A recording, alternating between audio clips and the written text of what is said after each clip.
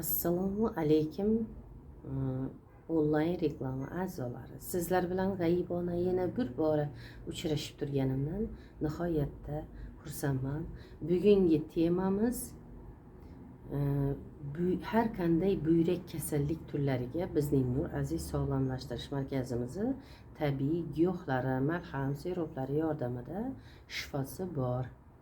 Bizga har xil turdagi bo'lgan, masalan, buyrakim shamolladi, buyrakimda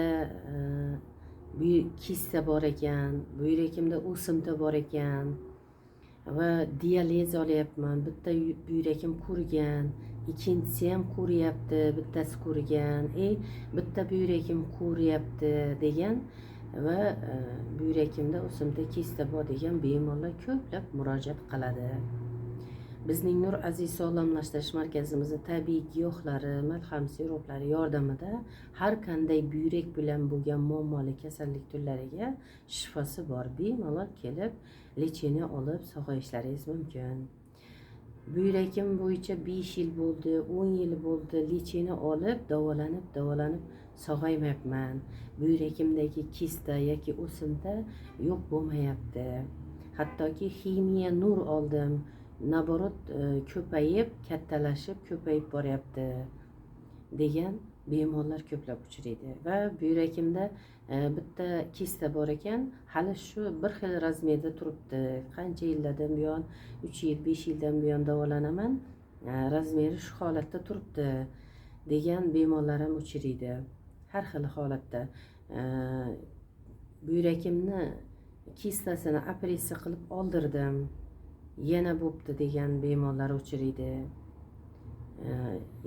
Buyrakimdan ichki organa metastaz beribdi degan bemorlar uchraydi.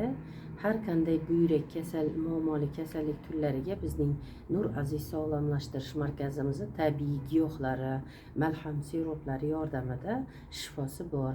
Bemalol kelib, lecheniya olib, butunlay sog'ayishingiz mumkin. Har qanday nima deydi, buyrakni qayta davolashga, jarrohlik yo'li qo'llashga umuman hojat qolmaydi. Allohning qudrati ila shifosi bor. Sog' bo'linglar, omon bo'linglar, kelgusi efirlargacha deb tilab qolaman. Layklaringiz va so'ringlar, qanchalik layk bosinglar, shunchalik insonlar ko'proq ko'rishga muvaffaq bo'ladi. Shuning uchun layklaringizni va so'ringlar. Sog' bo'linglar, omon bo'linglar, bemorlarimizga Allohim shifosini bersin.